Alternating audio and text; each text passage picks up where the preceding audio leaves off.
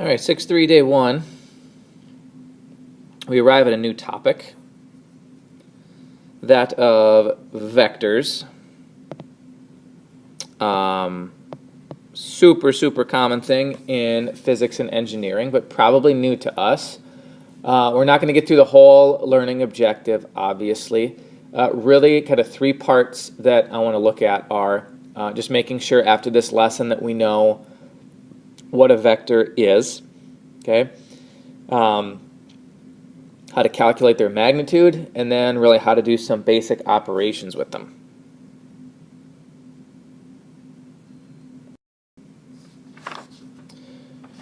All right, so what are they?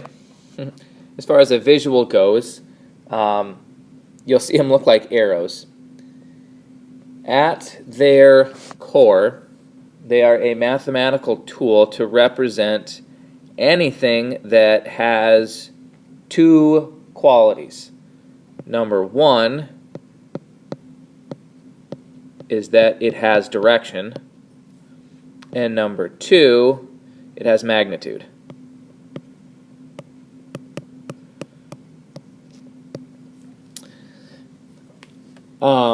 The definition can be a little bit tricky because it kind of feels like it's sort of open and broad, and it's that way intentionally because vectors, they're a big advantage of using them is they're really versatile. They can represent a wide variety of things. Okay, the magnitude might be velocity.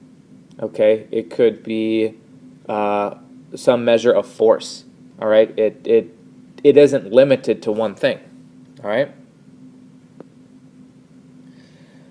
It's really common to see P and Q, all right? P is where it starts.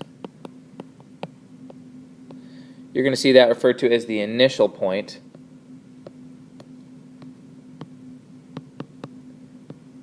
Q is the terminal, and then another notation thing you'll come across is if you see like PQ with a little arrow over it like that, okay, that would be vector PQ. That's has an initial point of P and a terminal of Q. All right, so as far as calculations that we're going to get into here, when we're talking about direction, okay, we don't often talk about slope with vectors, but you're safe conceptually if you want to think about slope. Like right here, if you see this vector that, hey, to describe how to get from the initial point to the terminal, it's like we go 2 spots to the right and then 5 spots up. That's a good way to think about it. It's a really good way to think about it, actually. Magnitude, you would want to think distance formula.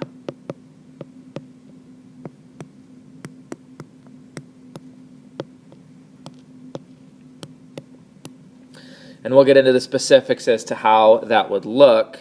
I do want to bring up one more notation thing, that if you see these kind of, it almost looks like a double absolute value around a vector, that is referring to its magnitude. And again, if you want to think about the distance formula with that, good idea, okay?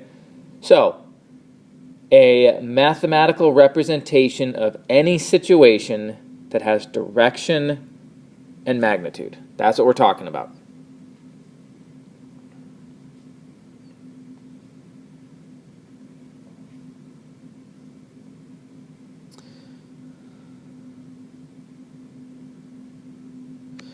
All right, I've got a vector on here. The one that it's describing is PQ.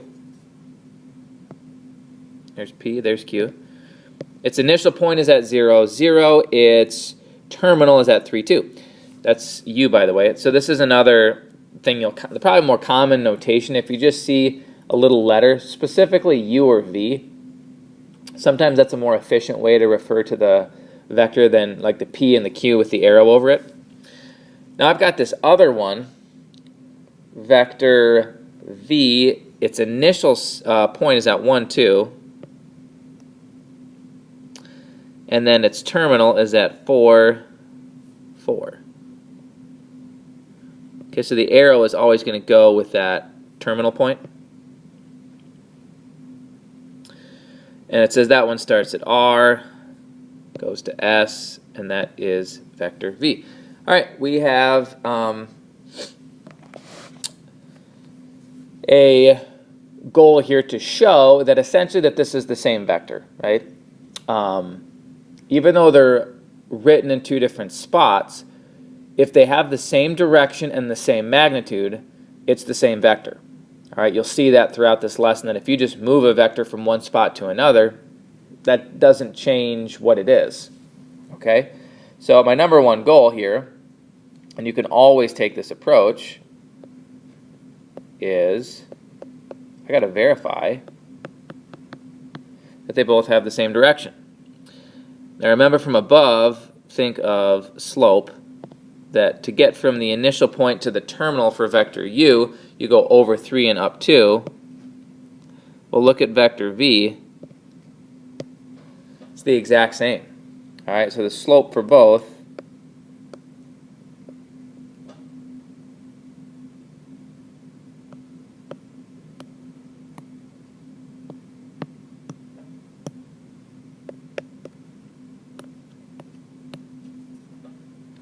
is 2/3.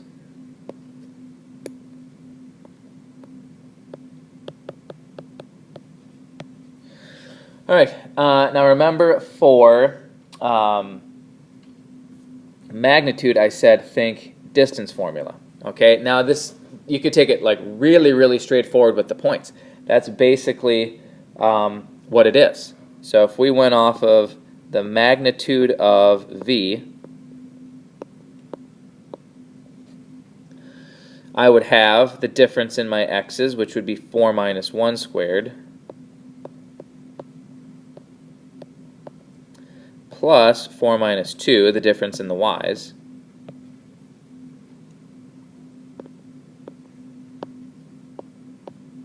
you would see that comes out to be the square root of 13.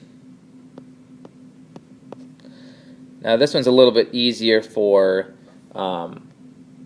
u because, and we're going to talk about this more actually, u has a really nice setup that its initial point is 0, 0. Okay, so really, I could draw in the minus zeros if I wanted to, but it's, 3 minus 0 squared plus 2 minus 0 squared. 9 plus 4 is 13, and there we go. I don't need to simplify those two decimals because really all I was after here was to show that those two are the same thing. So they both, those vectors really have a slope, and again, it's kind of weird to talk about slope, but that is the best way to approach direction. The slope is 2/3, the magnitude is the square root of 13. Same direction, same magnitude, you are talking about the same vector.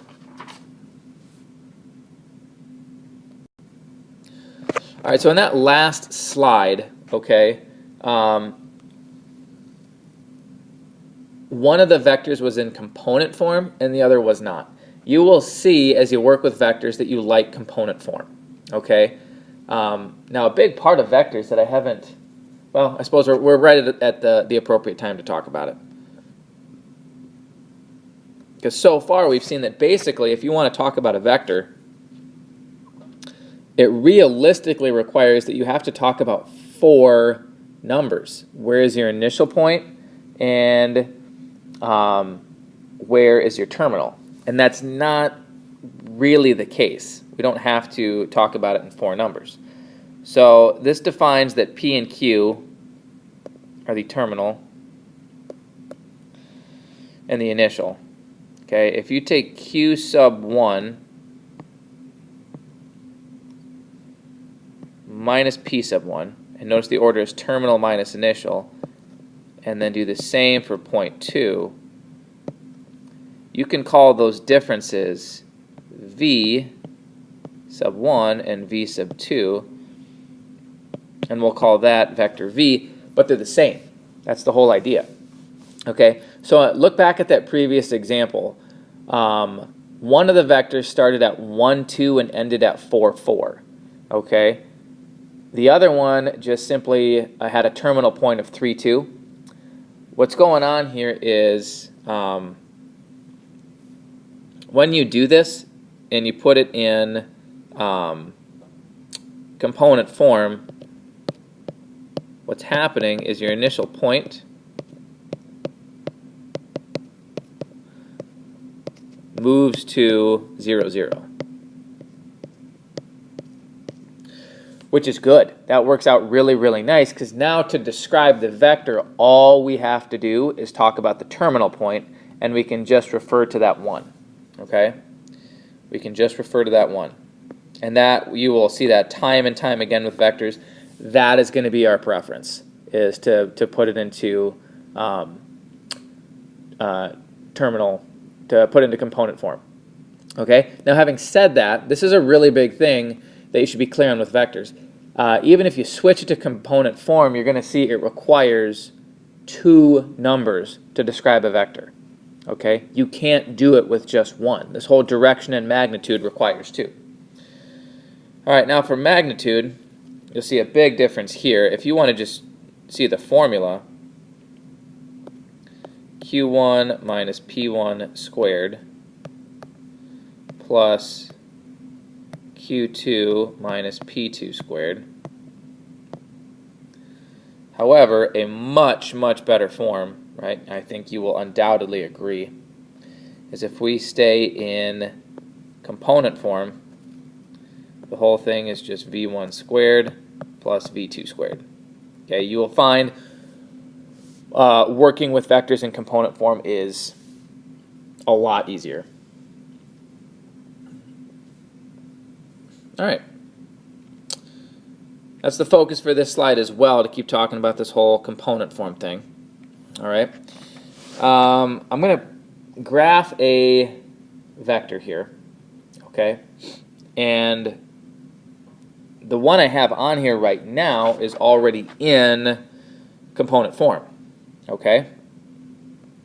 Here's the one it's talking about, that has a initial point at 3, -1. And a terminal at -2, 4. Okay, and then I'll go here, and then make sure I have my arrow on my terminal point, because that's the direction. All right. So with this whole same slope thing, you've probably seen that if you have 2 vectors that have been drawn, they kind of look parallel. Okay, that means they have the same direction. Okay. So right here on this other vector I have, notice this terminal point over here is -5, 5. Same vector, right? I'm not going to go through and verify that, but if I did, I would show you that the direction and the magnitude are the same, but they are. Okay, same vector. And I like that I've already got this one graphed, so that I can show you that if you just go do the terminal minus initial, all right, so the terminal point for, and this is the vector that's in blue, for the first point, -2 minus 3, and then 4 minus -1, and you go ahead and simplify that, and you get -5, 5. Okay, same vector. Okay, this is not component form, and if I wanted to describe that, I'd have to say it's got an initial point of 3, -1, and a terminal point of -2, 4. I would much prefer this vector -5, 5. Right? That's just the terminal point. Well, where does that vector start? Always at 0, 0, because that's always the case in the component form. You don't have to mention it. We are asked here to go find its magnitude. I've apparently named this vector. Oh, they named it B. Okay. But now when it's in component form, you'll probably notice that the magnitude, instead of looking, like the distance formula, it kind of looks more like the Pythagorean theorem, given those are like totally related. But it's easier just with the 1 point. The square root of 50. This is a radical that can be simplified. All the way down to 5 square root 2. And that would be the magnitude for both of these, because it's the same vector. All right, last topic for today are vector operations. I'm just going to show you 2 of them. Okay, so I do need to specify here that the parts I'm going to refer to are for vector u and v, which is going to have v1 and v2, and k is what we call a scalar. Okay? You should think when you see scalar with vectors, it's like a number. Okay? To contrast that with vectors, remember vectors aren't numbers. You can't describe one because they have those two components of direction and magnitude. Okay, I've got two arbitrary vectors, and at best I have to have two numbers to describe it. If you're just talking about a number, okay, that tends to be a scale factor, and we're going to see that's one of the operations. If you multiply a vector by that number, that vector will change according to that scale factor, which is why it takes the name a scalar. But that's just a single number. So two operations that I really would expect that we'll be able to do. Number one is vector addition, that we can just add two vectors together. Really straightforward to do. You take the first components and add them. Second components and add them. And then you have scalar multiplication, where you're just taking this number, a constant, and you're multiplying it by a vector. The result is a vector, and as you would probably guess, you just multiply both parts by your scalar. So let's head down here and let's do a couple of these. Okay, now I've got a little graph over here, by the way. From what it's describing here, vector, I switched the terminology here a little bit. I referred to W.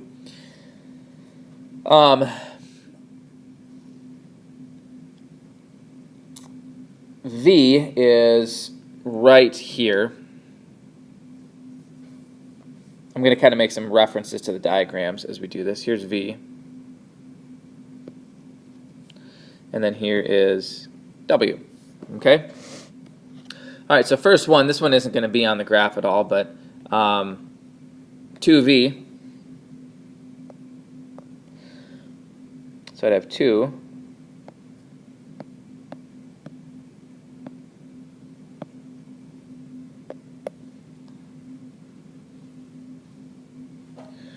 Whoops.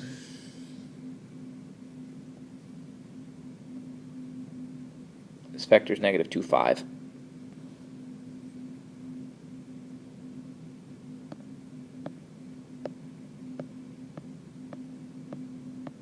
Both components to the vector double. Okay, so that would be negative 4, 10. Okay. V plus W. All right, here we're going to take both components and we're going to add them. And I really want to show you this one on the graph too. And then we've got 5 and 4 for their second part. And we get 1, 9. Okay? If I went with, you could multiply or add them in either order, that doesn't matter. But if I started here and went to the end of W and then went ahead to go and sketch V, okay, which would be 2 to the left and then up 1, 2, 3, 4. I got to shift this here a little bit. I'm going to go way up to the top here. Up to there.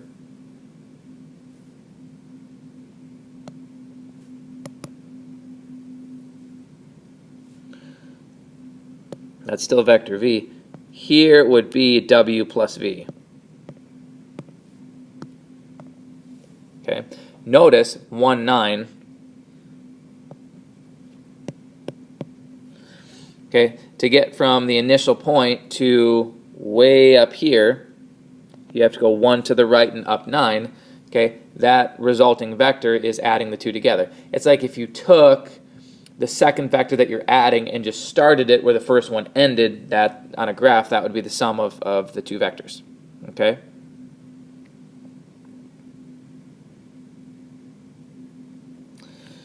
Down here, I want to show you the difference. Okay, it's really like you would think, the exact opposite. Notice here I have W, all right, but here the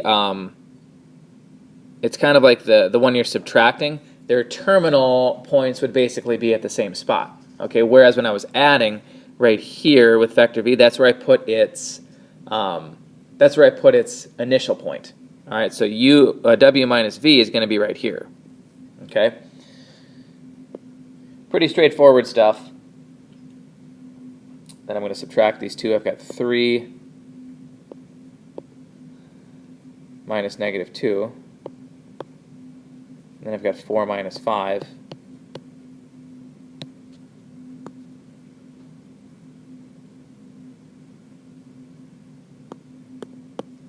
Which would be 5, negative 1.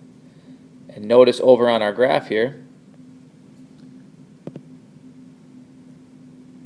5 over, 1 down, and that would be vector w minus v.